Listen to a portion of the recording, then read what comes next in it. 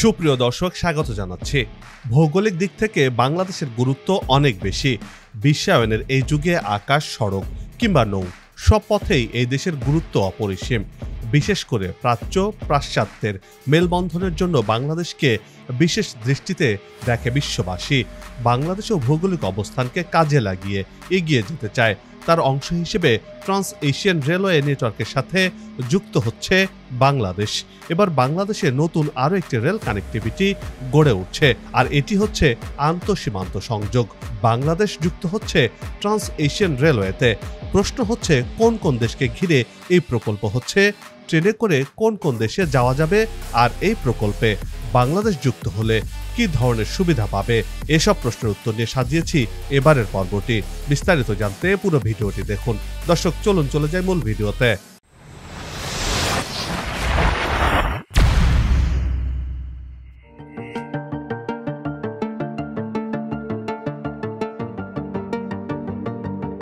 গঙ্গা ও ব্রহ্মপুত্র দক্ষিণ এশিয়ার দীর্ঘতম নদী।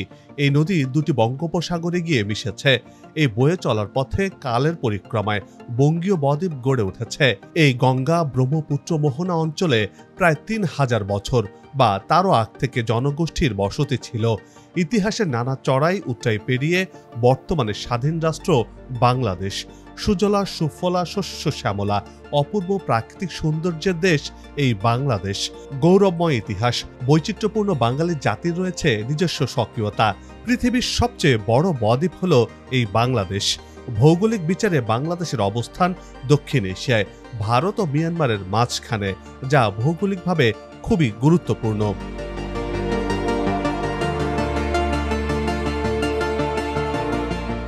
তিন দিক থেকে ভারত দ্বারা বেষ্টিত বাংলাদেশ। পশ্চিম, উত্তর আর পূব দিক জুড়ে রয়েছে ভারত। পশ্চিমে রয়েছে ভারতের পশ্চিমবঙ্গ রাজ্য, উত্তরে পশ্চিমবঙ্গ, আসাম ও মেঘালয় রাজ্য, পূর্বে আসাম, ত্রিপুরা ও মিজোরাম রাজ্য। তবে পূর্বে ভারতের পাশাপাশি মিয়ানমার বা বার্মার সাথে সীমান্ত রয়েছে বাংলাদেশের।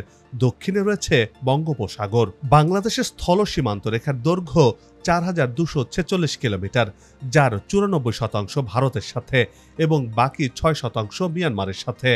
বাংলাদেশের তটরেখার দৈর্ঘ্য ৫৮০ কিলোমিটার। বাংলাদেশের দক্ষিণ পূর্বাংশে কক্সবাজারে পৃথিবীর দীর্ঘতম সমুদ্র সৈকত অবস্থিত।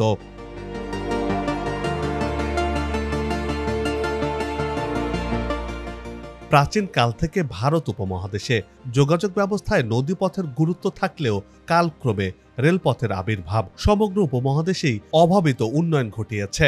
রেল সেবাকে ভারত উপমহাদেশের ক্ষেত্রে বলা হয় আধুনিকতার পথে প্রথম পদক্ষেপ। শিল্পায়ন, নগরায়ন, জ্ঞান বিজ্ঞান ও দেশের আর্থসামাজিক অচল অবস্থার ধারা ভেঙে পুঁজি ও শিল্প নির্ভর সমাজ ব্যবস্থা বিনির্মাণে রেলপথ লালন করছে। শিল্পায়ন, নগরায়ন, জ্ঞান বিজ্ঞান ও দেশের আর্থসামাজিক অচল অবস্থার ধারা ভেঙে পুঁজি ও শিল্প নির্ভর সমাজ ব্যবস্থা বিনির্মাণে রেলপথ পালন করেছে অতি গুরুত্বপূর্ণ ভূমিকা। সমাজ জীবনের আধুনিকতার ছোঁয়া লেগেছে রেল সেবার সুবাদেই।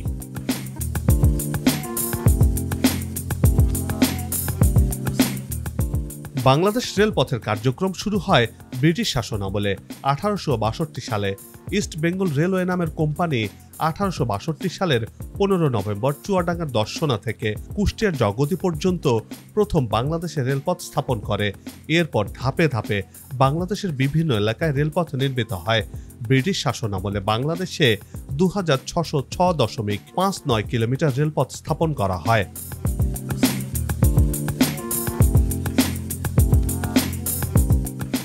সেই থেকে বাংলাদেশের রেলপথের যাত্রা 162 বছরেরও বেশি সময় ধরে বাংলার চিরচেনা সবুজের বুক চিরে হিস হিস বাঁশি বাজিয়ে বিলি কেটে ছুটে চলছে ট্রেন।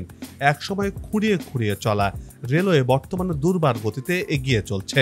বর্তমানে 50টি জেলাতে রেল যোগাযোগ ব্যবস্থা গড়ে উঠেছে। 2045 সালের মধ্যে দেশের সবগুলো জেলাকে রেল নেটওয়ার্কের আওতায় আনার মহাপরিকল্পনা বাস্তবায়ন করছে সরকার।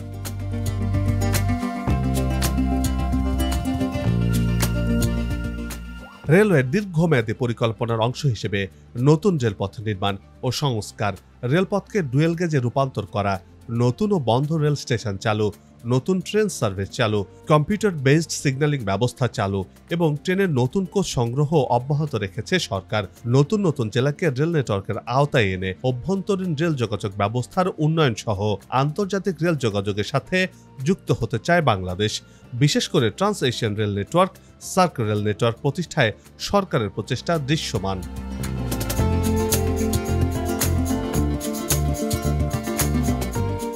পদ্মা রেল লিঙ্ক প্রকল্প এবং ঢাকা কক্সবাজার রুটে ট্রেন চালু হওয়ার মধ্য দিয়ে দেশের রেল নেটওয়ার্কের স্বপ্ন যেন বাস্তবে ধরা দিয়েছে।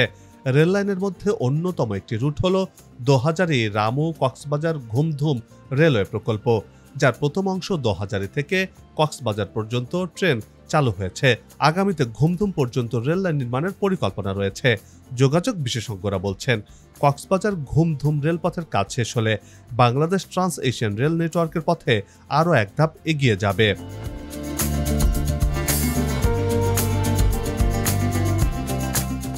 ট্রান্স এশিয়ান রেলওয়েতে যুক্ত হতে 2007 সালে চুক্তি করে বাংলাদেশ। এর নেটওয়ার্কের অন্যতম উদ্দেশ্য হল ভারত, বাংলাদেশ, মিয়ানমার, চীন, মালয়েশিয়ার মতো দেশগুলোর মধ্যে সহজ যোগাযোগের মাধ্যমে পণ্য পরিবহন ব্যবস্থা গড়ে তোলা। যদিও মিয়ানমারের সঙ্গে নিকট ভবিষ্যতে কোনো রেল সংযোগ তৈরির সম্ভাবনা না থাকায় উদ্যোগটি এখন শুধু বাংলাদেশ ও ভারতের মধ্যেই সীমিত হয়ে পড়েছে।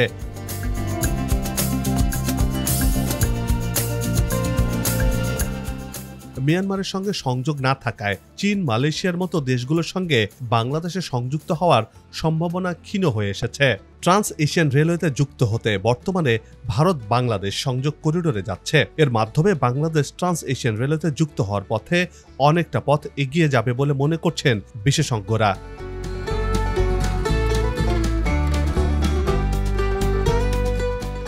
1947 সালের দেশভাগের পর বিভিন্ন সময়ে বাংলাদেশ ভারত রেল যোগাযোগে সচল 8টি রুট বন্ধ হয়ে যায়।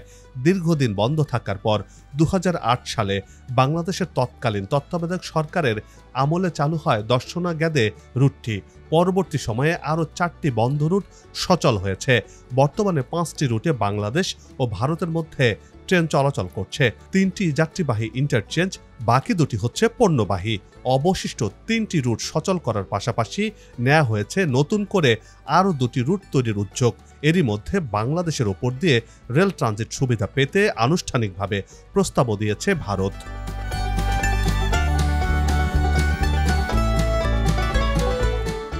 রেলওয়ের তথ্য বলছে, ব্রিটিশ আমলে বর্তমানের ভারত বাংলাদেশের দর্শনা গ্যাদে, বেনাপোল পেট্রাপোল, মোহনপুর সিংহাবাদ, বিরল রাধিকাপুর, শাহবাজপুর মহিষাসন, চিলাহাটি, হলদিয়াবাড়ি, বুড়িমারি চ্যাংরাবান্ধা ও মোগলহাট গীতালদহ 8টি ইন্টারচেঞ্জ চালু ছিল।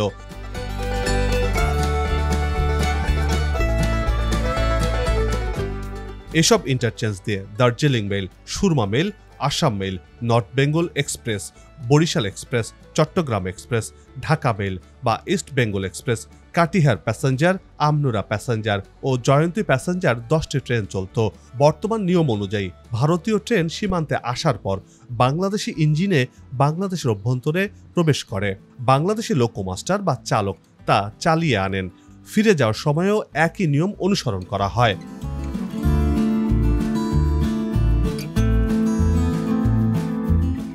অবশিষ্ট 3টি রুট সচল করার পাশাপাশি নেওয়া হয়েছে নতুন করে আরও 2টি রুট তৈরির উদ্যোগ। বাংলাদেশের উপর দিয়ে রেল ট্রানজিট সুবিধার আনুষ্ঠানিক প্রস্তাবে বলা হয়েছে, বাংলাদেশের দর্শনা, ঈশ্বরদী, আবদুল্লাপুর, পার্বতীপুর, চিলাহাটি রুট দিয়ে পশ্চিমবঙ্গের গ্যাদে থেকে হলদিয়াবাড়ি হয়ে ভুটান সীমান্ত পর্যন্ত ট্রেন পরিচালনা করতে চায় ভারত। আর এটি বাস্তবায়ন হলে ট্রান্স এশিয়ান রেলওয়ে নেটওয়ার্কে বাংলাদেশ যুক্ত হওয়ার পথে আরও এক ধাপ এগিয়ে যাবে বলে মনে করা হচ্ছে।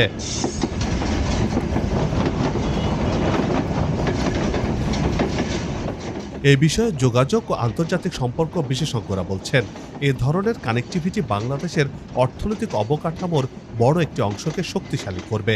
প্রকৃতপক্ষে এ ধরনের যোগাযোগ উভয় দেশ, সমাজ ও অর্থনীতিকে ব্যাপকভাবে উপকৃত করবে।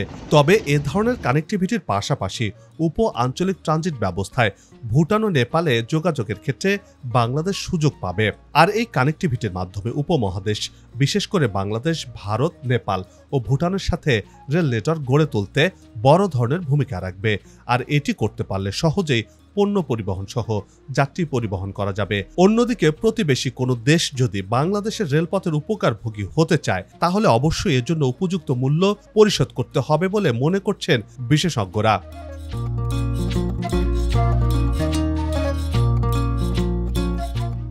ট্রান্স এশিয়ান রেলওয়ে নেটওয়ার্কের সঙ্গে যুক্ত হলে দেশের আরও এক সম্ভাবনার দ্বার উন্মোচিত হবে। বাণিজ্য নগরী চট্টগ্রাম ও পর্যটন নগরী কক্সবাজারের ব্যবসা বাণিজ্য ও পর্যটন শিল্পের বিকাশে যুগান্তকারী ভূমিকা রাখবে এই রেল নেটওয়ার্ক। এই রেল নেটওয়ার্ক চীনের ইউনান প্রদেশ থেকে থাইল্যান্ড, মিয়ানমার, বাংলাদেশ, ভারত হয়ে তুরস্ক পর্যন্ত বিস্তৃত। পূর্ব এশিয়ার অন্য দেশগুলো ভিয়েতনাম, কম্বোডিয়া, সিঙ্গাপুর, কোরিয়া এ নেটওয়ার্কের আওতায় রয়েছে। এই রেল নেটওয়ার্কে যুক্ত হলে খুব সহজেই এসব দেশে যাতায়াত করা যাবে, পণ্য পরিবহন খরচ ও সময় কমে যাবে। আর এই রেল নেটওয়ার্কে যুক্ত হতে সারা দেশের রেললাইনকে আধুনিকায়নের মাধ্যমে দেশের রেল অবকাঠামোকে শক্তিশালী করার কাজ এগিয়ে নিয়ে চলেছেন সরকার।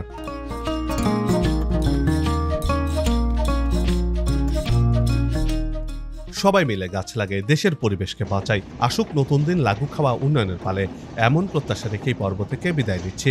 তবে যাবার আগে সে একই অনুরোধ, যেখানে সেখানে ময়লা আবর্জনা ফেলবেন না, পরিবেশের ক্ষতি করবেন না, অযথা হর্ন বাজাবেন না। আপনার দেশের সৌন্দর্য রক্ষায় পোস্টার লাগানো থেকে বিরত থাকুন। যদি চ্যানেলটিতে নতুন হয়ে থাকেন, ভিডিওটি ভালো লাগে তাহলে চ্যানেলটি সাবস্ক্রাইব করে ভালোবাসায় আবদ্ধ করবেন। ভালো লাগা না লাগার বিষয়টি কমেন্টে লিখে জানাবেন। কি ধরনের ভিডিও দেখতে চান তাও জানানোর অনুরোধ রইল। আগামীতে আবারও দেখা হবে নতুন কোনো জায়গা, তথ্য, ইতিহাস আর উন্নয়ন চিত্র নিয়ে। নিজে ভালো থাকুন, দেশকে ভালো রাখুন, আমাদের সাথেই থাকুন, দেখতে থাকুন দেশের এগিয়ে যাওয়ার চিত্র। ধন্যবাদ।